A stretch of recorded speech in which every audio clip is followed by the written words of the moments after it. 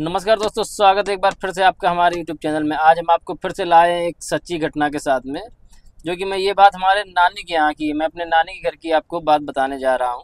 नानी ने बताया कि उनके गांव में एक लड़का जो शायद राहुल राहुल नाम का एक लड़का आया हुआ था, जो कि वो भी अपने नानी के जैसे मैं अपने नानी के यहाँ गया था, तो वो भी अपने नानी के यहाँ पर घूमने आया हुआ था। तो बोल रहे थे कि राहुल शहर से, मतलब वो जैसे मेरी नानी वहाँ गांव की रहने वाली हैं और वो बंदा जो था वो सिटी का था।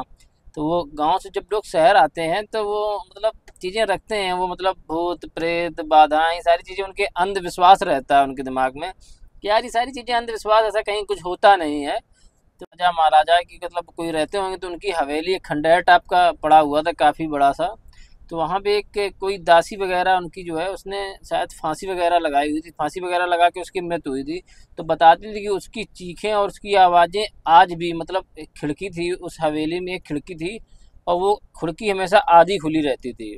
तो वो बोलती थी शाम के टाइम में जब भी आप उसके सामने से गुजरो तो ऐसा लगता था कि उस खिड़की से कोई देख रहा है, उस खिड़की से कोई देख रहा है। उस सिसकियों की आवाज़, वहाँ रोने की आवाज़, तो ये सारी चीज़ें वो रात के आसपास आया करती थी। तो उन्होंने कहा राहुल से कि यार राहुल, बात सुनो, मतलब सारी चीज़ें तो ठीक है बेटा, लेकिन कहीं पर खेलना, लेकिन रात के टाइम पे हवेली के आसपास मत जाना। अच्छा, बंदा था शहर का, तो उसने सोचा यार ये लोग मजाक ही करते हैं, क्या मतलब है, भूत प्रेत को मानता नहीं था। तो उसने क्या किया कि वो शाम में ही खेलते खेलते वो शाम के टाइम में वो हवेली की तरफ निकल गया कि गांव वाले कहते हैं चलो ट्राई करने में क्या जाता है। अच्छा, वो बंदा जो था ना, वो कहानियां लिखता था, तो उसको शौक था कि नई नई कहानी लिखने का। तो उसने सोचा कि हवेली में चलते हैं, और हवेली में चलने के बाद में सारी चीज़ें अंदर जो भी है नोट करेंगे या फोटोग्राफी करेंगे, सारी चीज़ें करेंगे, बाद बाहर आके दिखाएंगे लोगों को। तो इस चक्कर में, कहानी लिखने के चक्कर में बंदा चला गया हवेली में।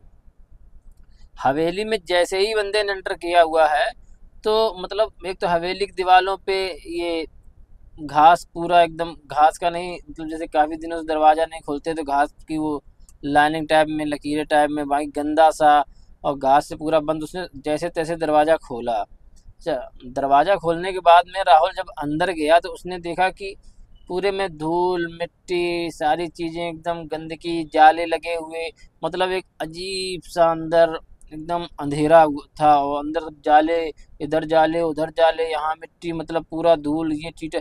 तो वहाँ पे उसने एक कमरे में गया तो वहाँ देखा एक टूटी कुर्सी पड़ी हुई थी, और उस वहाँ पे जब उस कमरे में टूटी कुर्सी पड़ी हुई तो उसमें उसको कुछ आवाज़ सी महसूस हुई, जैसे कोई रो रहा, सिसकियाँ ले रहा।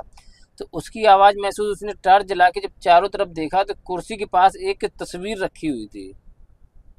जब कुर्सी के पास एक तस्वीर रखी हुई थी तो तस्वीर पे एक, मतलब वही दासी जो थी नृत्यका, उसकी फ़ोटो बनी हुई थी वहाँ पे। तो उसने देखा गौर से उसको, ठीक है, उसको गौर से देखने के बाद में उसने जब वो खिड़की जो है खोली, तो वहाँ से एक ठंडी सी हवा आई, बोलता है ठंडी से किसी ने सींच दिया हो, इस तरीके से उसको ठंडी हवा लगी।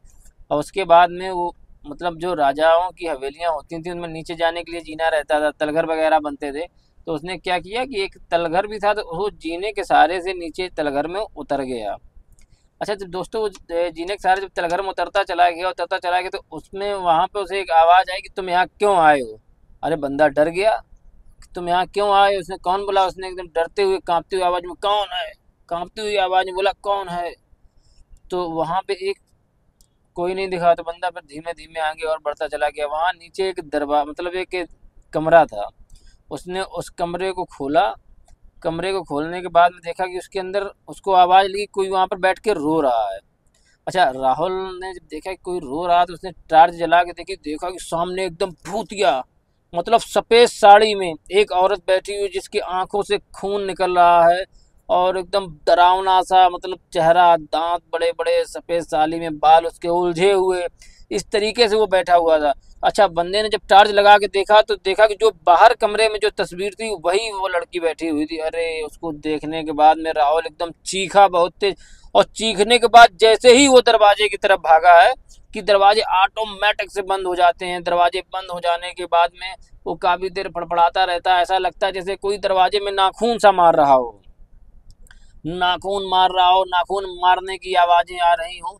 तो ये सारी चीज़ें एकदम राहुल भड़बड़ा सा गया, एकदम देखा कि उसके बाद में वहां से सिर्फ राहुल के चीखने की आवाज़ आई, लेकिन राहुल कभी नहीं आया। अच्छा दोस्तों, जो आदि गांव वाले बताते हैं वो खिड़की पूरी खुल गई है, एक तरफ वो लेडीज जो वहाँ रहती थी उसके रोने की आवाज़ आती है और एक तरफ उस राहुल के रोने की आवाज़ आती है।